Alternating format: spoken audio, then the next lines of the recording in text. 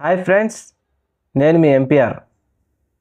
ప్రభుత్వ పాఠశాలలో చదువుతున్నటువంటి బాలికలు కలెక్టర్ దగ్గరికి వెళ్ళి కంప్లైంట్ ఇచ్చారని చెప్పే విషయం ఇప్పుడు సంచలనంగా మారింది.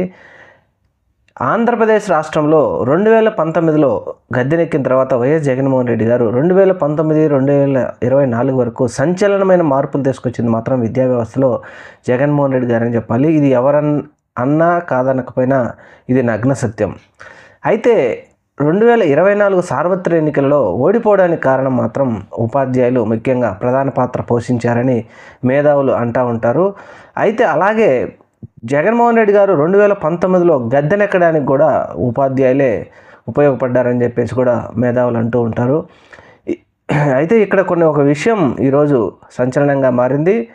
నెల్లూరు జిల్లాలో కొంతమంది బాలికలు ఉపాధ్యాయుల మీద కలెక్టర్ దగ్గరికి వెళ్ళి వారి మీద సంచలనమైనటువంటి ఆరోపణలు చేసి కలెక్టర్ గారికి ఫిర్యాదు చేశారనేది ఇప్పుడు అందరికీ సంభ్రమాచరణకు గురి చేస్తుంది. నెల్లూరు జిల్లా కల్లూరు దగ్గర ఒక ప్రభుత్వ పాఠశాలలో ఉపాధ్యాయులందరూ రోజు రావటం, ఉదయాన్నే రావటం, సాయంత్రం వరకు నిద్రపోవడం, తర్వాత సాయంత్రం ఇంటికి వెళ్ళిపోవడం లాంటివి చేస్తున్నారని చెప్పేసి ఆ స్కూల్లో ఉన్నటువంటి 10వ తరగతి చదువుతున్నటువంటి బాలికలందరూ రోజు ఇలాగే చూస్తూ ఒకరోజు ఆ ఉపాధ్యాయులందరినీ, ఇది ఎలాగ సార్, మరి ప్రతిరోజు వస్తున్నారు, మీరు వెళ్ళిపోతున్నారు, మాకు ఎలాంటి పాఠాలు చెప్పడం లేదు, మరి మేము ఎలా పాస్ అవ్వాలి 10వ తరగతిలో అని చెప్పేసి వారందరూ ఒకసారి వారిని నిలదీయడంతో ఈ ఉపాధ్యాయులందరికీ ఒకేసారి చిర్రెత్తు కోపం వచ్చేసి విధమైనటువంటి నానా మాటలు అనేసి వారిని స్కూల్లో నుంచి వెళ్ళగొట్టారు.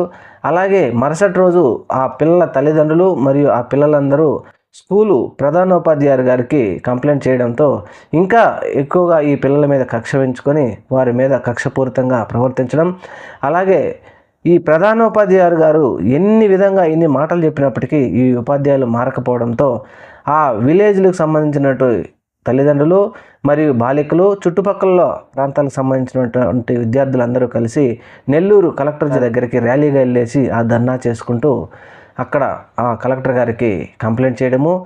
అప్పుడు కలెక్టర్ గారు కూడా ఆశ్చర్యానికి గురయ్యారని అందరూ చెప్తూ ఉన్నారు. ఒక ప్రధానోపాధ్యాయులు చెప్పినప్పటికి కూడా అక్కడ విద్యను చెప్తున్నటువంటి విద్యార్థులకు ఈ ఉపాధ్యాయులు చెప్పకపోవడం ఏంటి? 2019 నుంచి 2024 వరకు ఉపాధ్యాయులు, గవర్నమెంట్ ఉపాధ్యాయులు ఎంత పద్ధతిగా, ఎంత విధిగా పనిచేశారు, ఈ 2 నెలల్లో ఈ విధంగా ఎందుకు మారిపోయారు అని చెప్పేసి ఆయన ఆలోచన చేసి, ఎట్టి పరిస్థితుల్లో నేను ఈ ఆలోచన విధానానికి మార్పు తెస్తాను, మీకు కంపల్సరీ ఉపాధ్యాయులు వచ్చేసి మీకు పాఠాలు చెప్తారని చెప్పేసి ఆ విద్యార్థులందరినీ ధైర్యం చెప్పి పంపించడము. అయితే ఇక్కడ మనం ముఖ్యంగా గమనించాల్సిందంటే, తల్లి, తండ్రి, గురువు, దైవం అంటారు. తల్లి, తండ్రి తర్వాత గురువే అని అంటూ ఉంటారు. సమాజంలో పిల్లలను తీర్చిదిద్దాల్సింది మాత్రం గురువు. ఇలాంటి గురువులే ఈ విధంగా చేస్తూ ఉంటే మరి పిల్లలను ఎలా తీర్చిదిద్దుతారు? అలాగే గురువులందరినీ మనం ఒక తాటిని కట్టేయడం మాత్రం సబబు కాదు. నెల మొత్తం వచ్చే జీతంలో సగ జీతం పిల్లలకి హెల్ప్ చేస్తూ ఆ పిల్లలని ఎంతోమందిని తీర్చిదిద్దినటువంటి ఉపాధ్యాయులు మన సమాజంలో చాలామంది ఉన్నారు.